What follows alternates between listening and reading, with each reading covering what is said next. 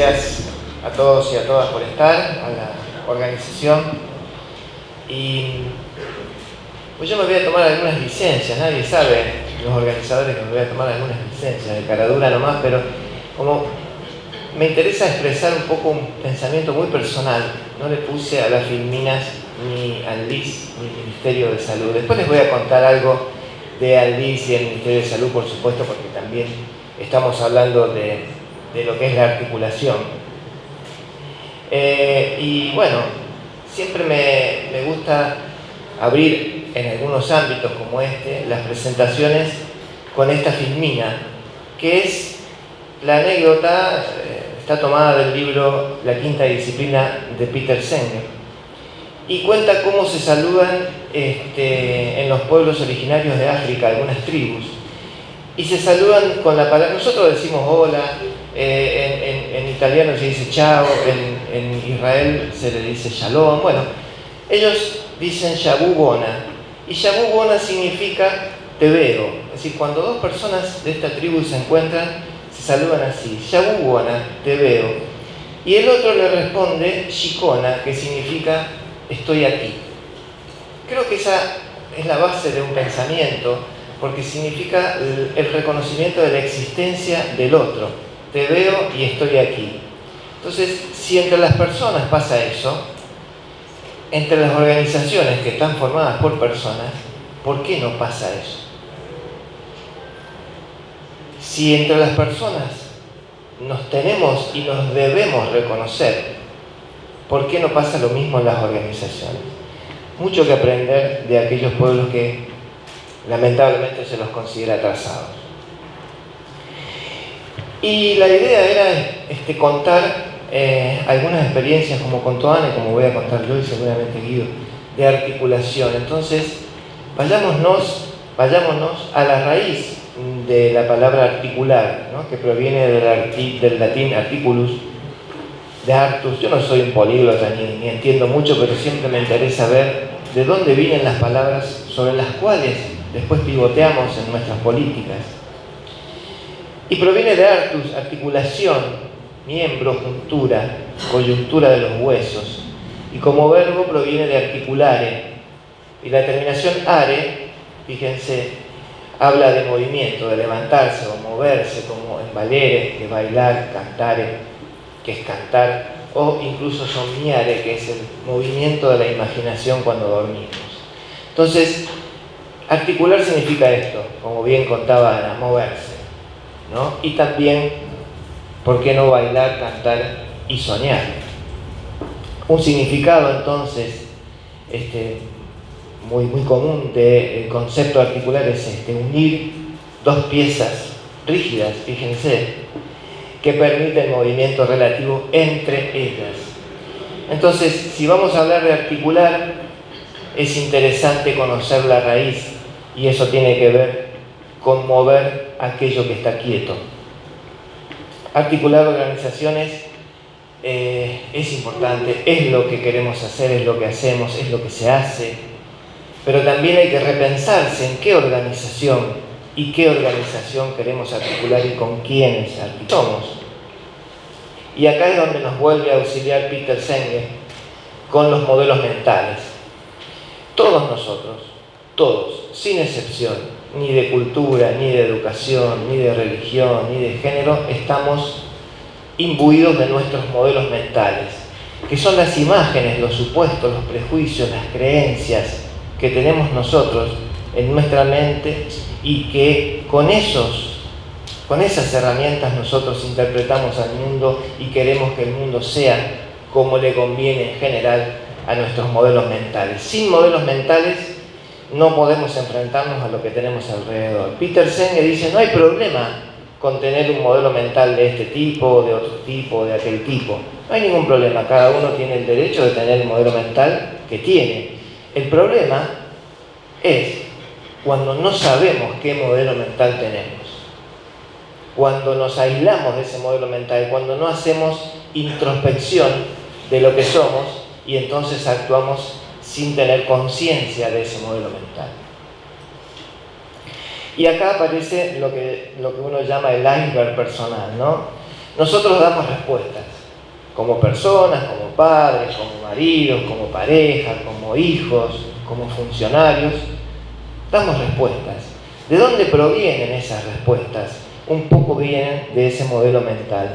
Ese modelo mental está construido por los genes que llevamos, por las circunstancias, por la educación, por las experiencias personales, la cultura, la televisión, la internet, los amigos, los parientes, el fútbol, la calle.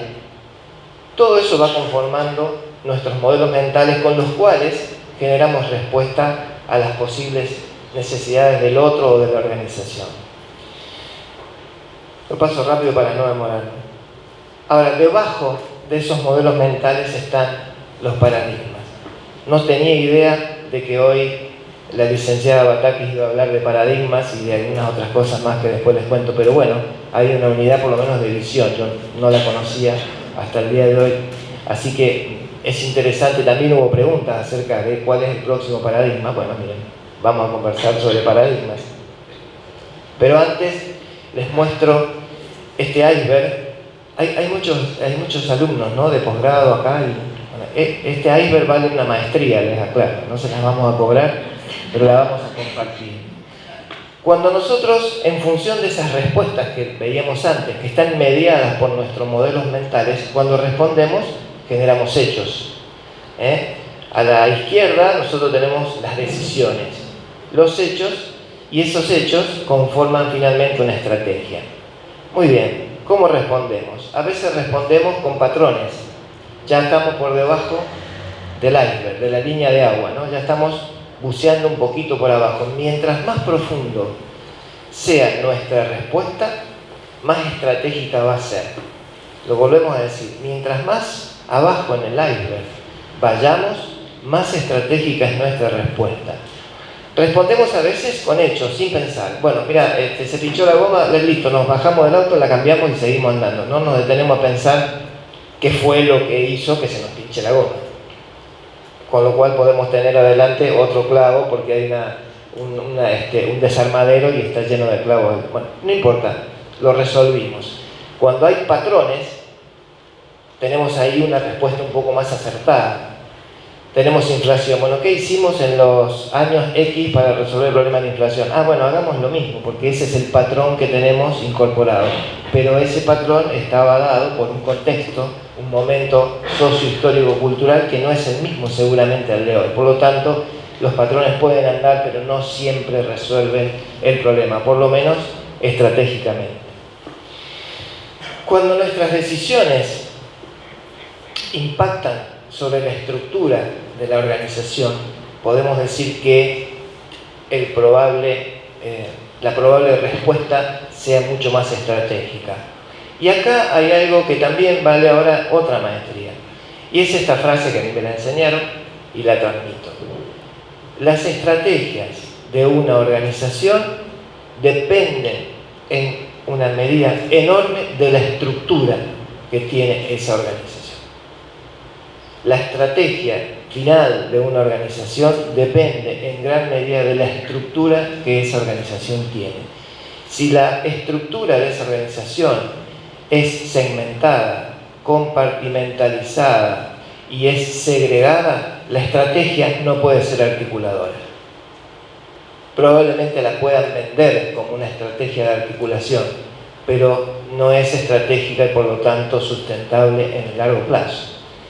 Si la estructura de la organización es flexible, es una organización abierta, si la organización tiene en cuenta menos la jerarquía y más las ideas, es probable que la estrategia de esa organización sea una estrategia sustentable en el tiempo.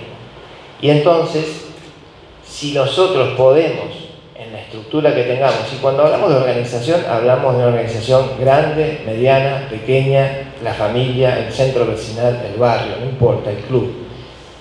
Si nosotros podemos, con nuestras decisiones, entenderlas desde los modelos mentales, más estratégica es la salida de nuestra decisión.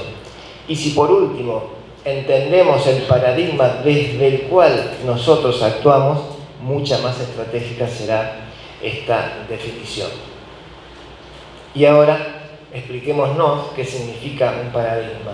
Thomas Kuhn, o Kuhn, como le decimos acá en el barrio, Tomasito, decía esto: un paradigma es una constelación de creencias, valores y técnicas compartidas por los miembros de una determinada comunidad para resolver determinados problemas. Un paradigma, el paradigma previo a la revolución científica que hoy contaba Silvina, era el paradigma religioso. Cuando eso se rompe, aparece el paradigma científico-técnico, y para esto nos sirven los paradigmas, para tratar de resolver los problemas de un colectivo social en un tiempo determinado.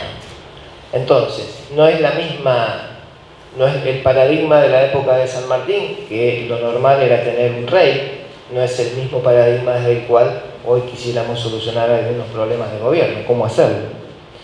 Bien, vamos a los paradigmas. No es muy largo esto, después charlamos, pero digo, el paradigma, y es lo que hablaba también hoy Silvina, es newtoniano. Ella decía, en realidad el paradigma se lo llama reduccionista o cartesiano-mecanicista, ¿no? Y está dentro de ese paradigma toda la física newtoniana, y está la matemática de René Descartes o la filosofía de Descartes. En fin, vamos a pasarlo rápido. ¿Cómo se soportan esos paradigmas? ¿Cuáles son las bases culturales? El soporte epistemológico, la física newtoniana, el método cartesiano, el materialismo reductivo. De ahí sale la economía a la que hacía referencia hoy Silvina, sale de acá. Bien, los referentes: Descartes, Newton, John Locke, Hobbes, bueno, un montón. Ahora, hay otro paradigma que ahí preguntaban, no me acuerdo quién preguntaba, bueno, ¿cuál es el paradigma que se viene? Y el paradigma que se viene, y no se viene de ahora, ¿no? Porque la base del nuevo paradigma es la física cuántica, otra vez la física, ¿sí? Que la física cuántica hace eclosión allá por los primeros 10 o 15 años de 1900, con Einstein, con Schrödinger, con Planck, con Heisenberg, todos físicos. Como decía hoy Silvina, la verdad que me agradó muchísimo escuchar que los economistas deberían envidiar más a la física, y la física debería envidiar más a la filosofía. Así que estos son los dos paradigmas que uno dice, y están en pugna, y en realidad uno y otro conviven. Fíjense en el primero, y hoy estoy muy indocente, pero bueno, me encanta. El primer paradigma, ¿vamos bien? Sí, 13 minutos, vamos bien. El primer paradigma, el reduccionista o cartesiano-mecanicista, tiene estas características, ¿no? La competencia, tenemos que competir, tenemos que ganarle al otro, tenemos que ser mejor que el otro. Asócienlo con la economía y asócienlo con la articulación. ¿Puedo articular? Si el interés mío es competir, se pone difícil. El equilibrio es estático, no hay movimiento, ¿sí? En una articulación lo que queremos es justamente un equilibrio dinámico. Vamos, venimos, articulamos, vamos para atrás, retrocedemos, creamos, descreamos, rompemos, armamos. El paradigma del control, del horario, del timbre para salir al recreo, del timbre o de la campana o de la bocina para entrar a la fábrica. El paradigma de la causa y el efecto. En todos los bares, y lo que pasa es lo siguiente. ¿Sabes cuál es el problema? El problema es este. Todos tenemos soluciones para los problemas, y la solución al problema es una causa. No hay... El problema de la selección era que Messi jugaba mal, y los otros 10 estaban pintados. El problema causa-efecto, mientras que el nuevo paradigma, ustedes del otro lado tienen la contraposición, ¿no? La multicausalidad. La suma cero. Si yo gano porque el otro pierde. Punto, se terminó. Lo que decía hoy Silvina del capitalismo, ¿no? Del capitalismo mal entendido. Si hay desigualdad es porque alguien ganó más de lo que tenía que ganar. El aislamiento, cuando en realidad lo que necesitamos es conectividad, necesitamos apertura, necesitamos redes. La uniformización, lo que decía Silvina. Por eso la verdad me encantó encontrarme también en esas palabras. La uniformización. ¿Es lo mismo un hospital en Tierra del Fuego que en Misiones? No, no es lo mismo. Sin embargo, los planes se generan en muchas ocasiones, no acá, iguales para todo el mundo. Y esto que decía Silvina, las partes explican el todo. las partes explican el todo. Silvina lo decía, el capitalismo o la teoría neoliberal del mercado dice que si uno piensa de esta manera, toda la sociedad debe pensar de esta manera, porque la parte explica el todo. Entonces, pienso que sí, en algún momento probablemente este paradigma cartesiano sea reemplazado por aquel. Mientras tanto tenemos que vivir con los pies en las dos cornisas. Y está mal.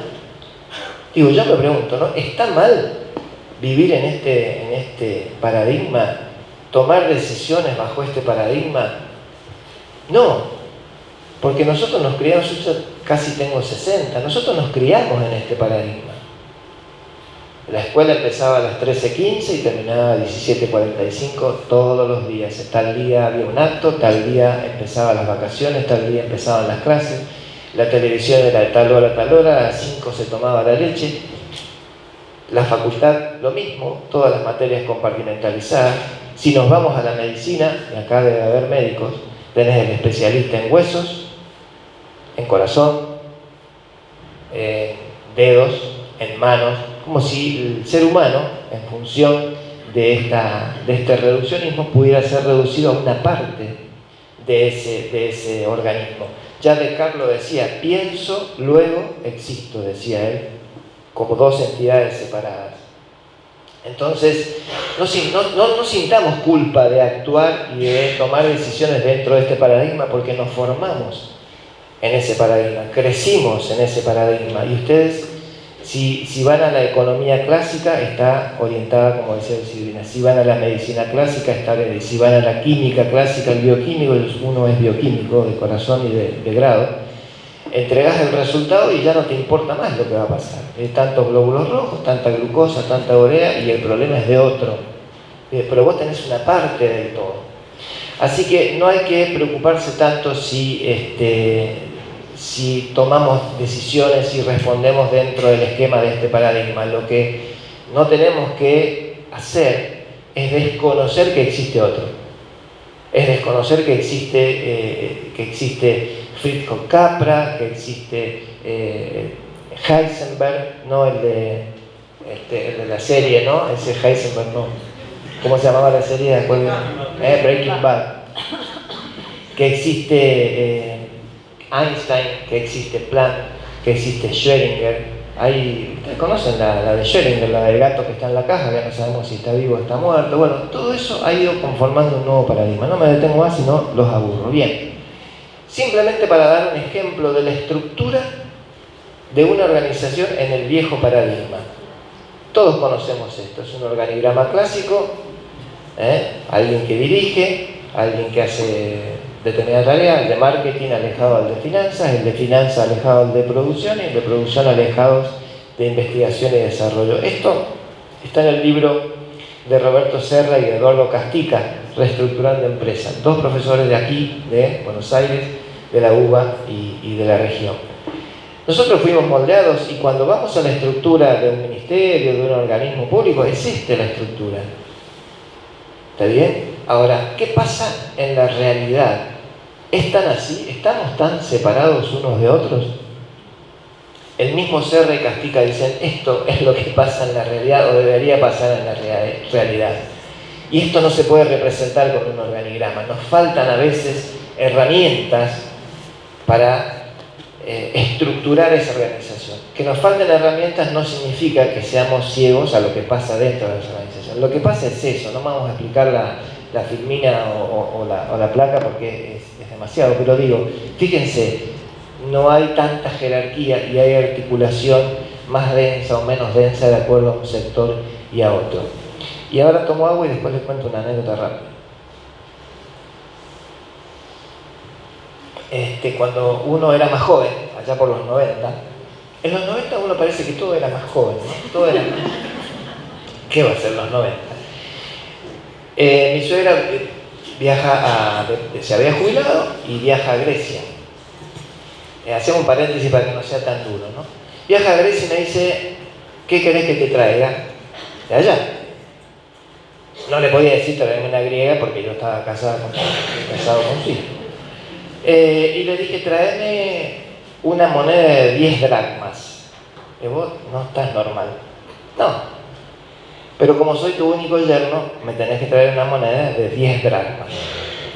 Bueno, allá se fue mi suegra, pobre, a buscarme la moneda de 10 dracmas a Grecia. Fue otra cosa, pero tenía que traerme la moneda de 10 dracmas.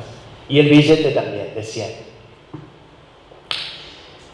Volvió y me dijo, lo que me costó conseguirte moneda de 10 dracmas, y agregó algunos adjetivos calificativos.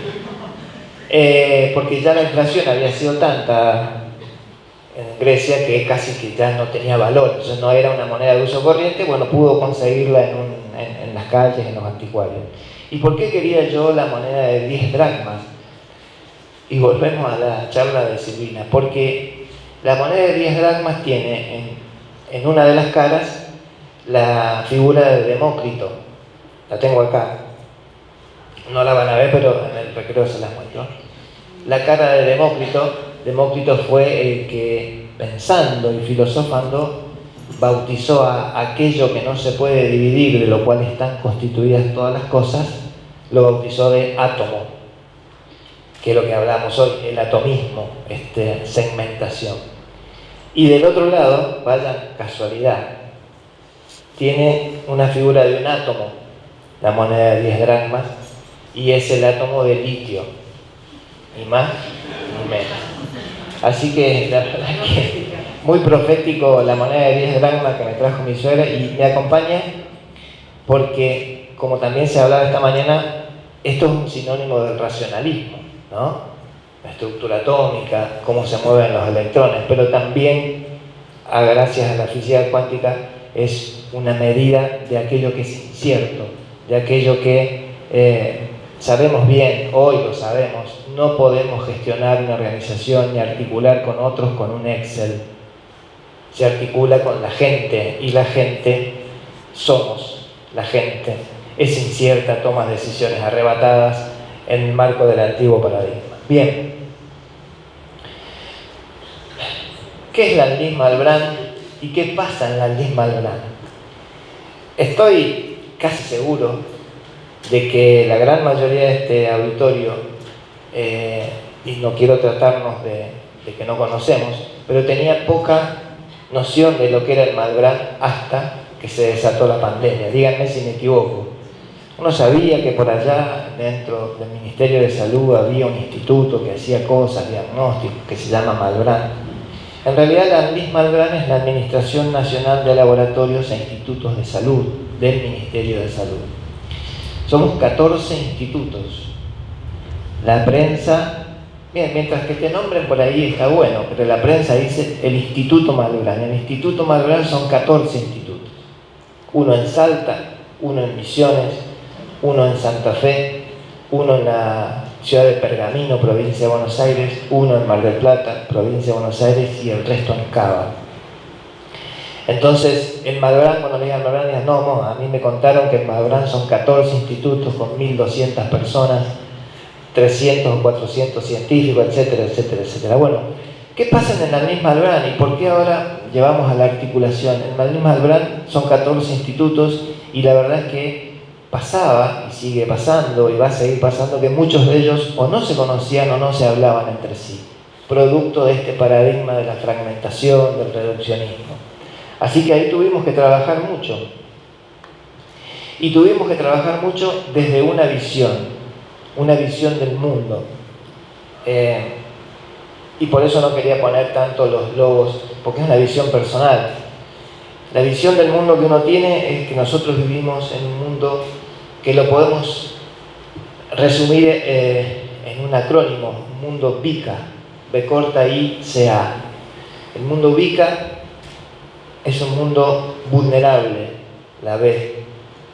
Un mundo vulnerable, un mundo en el cual un virus microscópico o ultramicroscópico o atómico nos puso en jaque, y en muchos casos en jaque mate. Un mundo incierto, la I de VICA, donde es muy difícil predecir lo que va a pasar porque no tenemos todos los datos, sino hay un diario en Argentina que a fin de año se entretiene buscando todas las predicciones económicas de cuánto va a valer el dólar, y todo el mundo le erra las encuestas, Es un mundo incierto, es difícil predecir lo que va a pasar. Es un mundo complejo, ya no es un mundo de causa-efecto, es un mundo complejo. Las cosas suceden multicasualmente, no tienen un solo origen. Y es un mundo ambiguo. Frente a la misma realidad observable, podemos opinar cosas distintas. Antes o durante la pandemia, dos grandes filósofos, Slavoj Žižek decía que el mundo iba a ir inevitablemente hacia un socialismo después de la pandemia. Y Byung-Chul Han decía, inevitablemente el mundo después de la pandemia va a ir hacia un capitalismo más furioso. Y todos estaban viendo lo mismo. Por el modelo mental de cada uno, su experiencia, tenía una respuesta ambigua frente a la misma realidad. Entonces, ¿cómo hacemos para enfrentarnos desde la organización en la que estemos? Muchos de ustedes, jóvenes, van a estar en organizaciones seguramente más adelante, a un mundo VICA que va a estar por mucho tiempo. Le ofrecemos como respuesta un mundo beca. Parece una joda, pero no. Beca también con B corta. Frente a un mundo VICA, ofrezcamos una visión distinta de ese mundo. Si ese mundo nos trajo hasta acá, con muchas dificultades, crisis, enfermedades, etc., bueno, tengamos una visión de un mundo distinto. Tampoco hay que ser agoreros. El mundo y la ciencia y ese paradigma reduccionista nos ha puesto en la luna. ¿Sí? Ha tenido logros. Tenemos mucha mejor salud que hace 100 años, más expectativa de vida que hace 100 años, pero también todavía seguimos teniendo pobreza, falta de agua potable y enfermedades que deberían estar erradicadas. Bueno, ofrezcámosle a ese mundo VICA una visión. Ofrezcámosle la E de entendimiento. Tenemos que entendernos, y esto era un poco lo que se hablaba recién de consenso. Le tenemos que ofrecer con la C claridad. Seamos claros en lo que queremos, no le demos vuelta a la cosa. ¿Qué tanto gre para decir Gregorio? No le demos vuelta, seamos claros y seamos ágiles. El mundo va demasiado rápido y no espera nuestras respuestas. Estoy acercando al final y no conté nada de la articulación de Anlis. Una sola cosa quiero contar de la articulación de Anlis. Nosotros creamos la red de genómica y bioinformática.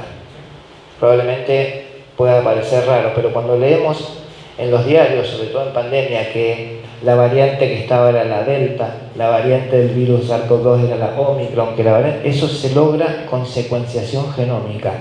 Nosotros creamos la red de genómica en todo el país. Tuvimos que articular con 24 ministros de salud, tuvimos que articular con áreas del Ministerio de Salud de la Nación. Y pudimos crearla porque de la noche a la mañana encontramos dinero, no, pudimos articularla porque el presidente impulsó una ley de impuestos a las grandes riquezas. Los diputados, senadores la votaron. Alguien hizo la recaudación. De economía nos llaman y dicen, si hay proyectos en salud, hay dinero. Creamos y craneamos la red de genómica. La pusimos en marcha, conseguimos la plata, compramos los equipos, pusimos a punto los equipos. No es una articulación que se hace de un día para otro, hace falta el concurso de muchas decisiones, de mucha gente y de mucha actividad. Entonces, si están dispuestos a articular, sepan esto. No somos nosotros con ANLAB con nosotros y nosotros con la IBI. No. La superestructura del sistema es enorme. Las articulaciones están plagadas de dificultades y por eso son entretenidas. Si fueran fáciles, la haría cualquiera. Bien, para ir cerrando, esto decía una antropóloga estadounidense, Margaret Mead, decía, nunca dudes que un pequeño grupo de ciudadanos pensantes y comprometidos puede cambiar el mundo. De hecho, son los únicos que la han logrado. ¿Está bien? Se ríe, yo la hago reír, la hago ser feliz con muy poquito. No hace falta llenar un estadio de fútbol para tener una buena idea. Juntémonos en el café, juntémonos en un asado, juntémonos en donde sea, un pequeño grupo comprometido, y esas son las ideas que han cambiado el mundo. Repasen ustedes cómo se ha cambiado el mundo. Y volviendo al saludo, para volver al principio, Yabubona, te veo, Shikona significa estoy aquí. En una de las cosas que uno hace durante la vida, conocí a un ecuatoriano, artesano, que había venido a un congreso en Chile, donde estábamos nosotros también, que le había venido de allá pagándose el viaje vendiendo artesanías. Y yo le pregunto cómo se saludan, acá estoy con él, en quichua, Otavalo, él es quichua, de la región de Otavalo, de Ecuador. ¿Cómo se saludan dos quichuas en Otavalo cuando se encuentran, ¿no? Tratando de hacer una representación de los africanos. Y él no me entendía al principio, y después cuando vio mi presentación, que empezaba como empezó, dijo, sí, ya te entendí. Se saludan así, con esa frase que tengo que leerla, pero nunca me la aprendo. Dice, Tianajupanguichu tío, que significa, ¿estás ahí? Acuérdense de la que empezamos, ¿no? Los africanos. Y el otro le dice, Tiajupani tío, Tianajupanguichu tío, ¿estás ahí? Y el otro que está ahí le dice, Tiajupani tío, que significa, estoy aquí. Muy parecido a esta tribu de África que nos relataba Peter Senge, pero los quichuas no terminan el saludo ahí. Le dice Ñanda Mañachi, que significa préstame el camino. Estás ahí, estoy aquí, y el otro quiere pasar, entonces le pide préstame el camino. Y por habernos prestado el camino, muchas gracias.